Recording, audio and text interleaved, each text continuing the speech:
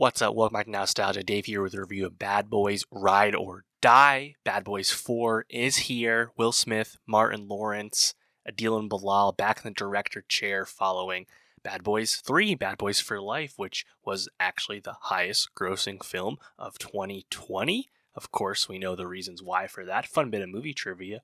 But, Bad Boys 3 was a really solid reinvigoration to the Bad Boys franchise 17 years after Bad Boys 2, and now 4 years later we have another sequel, Bad Boys 4. And of course this is coming at a interesting time for star Will Smith, obviously post the Oscars slap. That being said, I don't think there's really any lingering effects with that.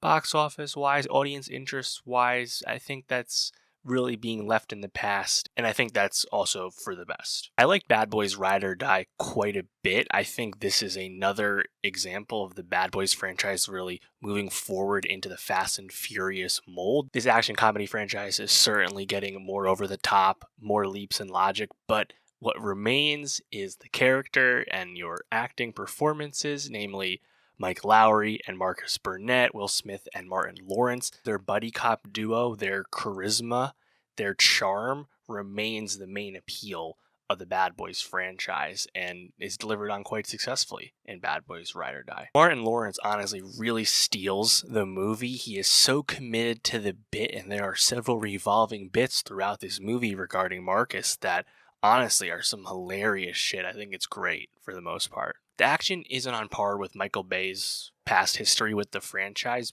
but there are still a few fun set pieces, notably one helicopter, one regarding a different character while Marcus and Mike watch the action unfold on CCTV.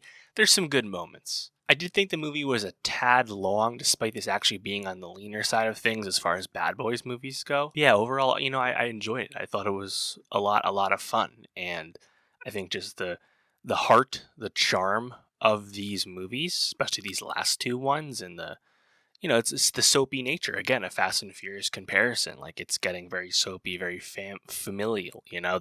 It's all about the family is kind of the deal with Bad Boys now too. Of course, Mike Lowry's estranged son, who was revealed in Bad Boys 3, comes back in a major way in Bad Boys 4. Ultimately, nothing super surprising, twisty about this plot.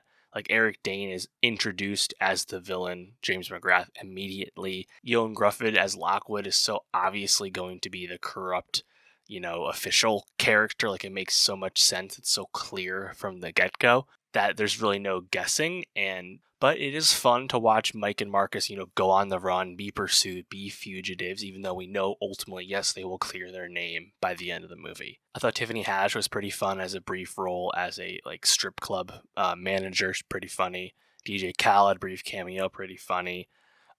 Rhea Seehorn, not too good, unfortunately. Not her fault. She's just kind of wasted as a character. Funny enough, she's playing another character in the world of the law post Better Call Saul. This is really her first big look in that regard post Saul, but her character is really just kind of shoehorned in. They're very much superfluous, supporting characters, but it's fun to have Vanessa Hudgens and Alexander Ludwig as Mike and Marcus's police colleagues. Having them pop back up the second half of the movie, it's kind of nice to see them. They're a fun hang, although Charles Melton, who was with them in Bad Boys 3, is not back in this one. That would have been a nice, I think, value add for this movie.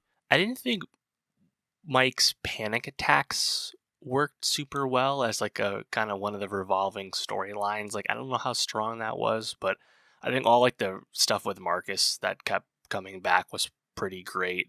I mean, even from the beginning, him having a heart attack at Mike's wedding was pretty awesome. I mentioned the helicopter set piece with it in the Chinook. That was pretty sick. And the final showdown actually is pretty interesting, where they kind of switch your camera POV, do some first person shooter style angles, just kind of switching it up again. It's not John Wick style action, but it's pretty credible. Again, when you have the kind of comedic bend throughout most of the movie, I think the action is good enough to get by, kind of like the last movie. But yeah, I think the best set piece in the film is when they watch Reggie protect Marcus's family in the house and slaughter 15 dudes. It's pretty awesome. And the fact that Reggie was brought back in Bad Boys 3, Reggie being the kid trying to take out Marcus's daughter on a date. Like it's like now this revolving bit in the Bad Boys franchise. And I think it's even funnier. I didn't even realize that until this movie. But Dennis Green, who plays Reggie, and he's so funny with his just kind of deadpan stoicism. Dennis Green isn't even an actor. He's only done this character in the Bad Boys films and doesn't act otherwise. Like, to me, that's amazing because he's feels so right in this film and this series. It's pretty great. The box office was adjusted down from early tracking, but hopefully that will stabilize. And the first, or Bad Boys 3 rather, in 2020 did get the full run of its release right before COVID started, and that movie legged out pretty well. Of course, we're in such a different marketplace now that you would like to think this movie could find, some modest success. I mean, the third one grossed 400 million. I was, hoping for 300 plus with this one, just kind of be a solid film. Will Smith, a nice double at the box office, if you will. So hopefully that can still happen. I guess we got to really see how it performs overseas. But it's obviously been a tough summer at the box office with The Fall Guy and If and Furiosa all disappointing to varying degrees. So hopefully Bad Boys, even with a maybe more modest expectations reestablished with the forecasting, it can be a solid performer. And of course, Inside Out 2 is coming out next week, so we know that'll be a big hit. But yeah, I like Bad Boys Ride or Die. I think these two new ones have been really fun. I think there's no reason not to make a Bad Boys 5, to be honest, assuming the movie performs, because Lawrence and Smith, which are the heart of the film, the reason these films exist and work, they're still great together. I think they're fun, they're credible, and I think you could easily keep making these, so hopefully Sony and Columbia are inclined to do so. We'll see. Let me know, though, what did you think of Bad Boys Ride or Die? Did you like it? Did you not? Either way, let me know. And for more movie reviews, subscribe, and I'll see you next time.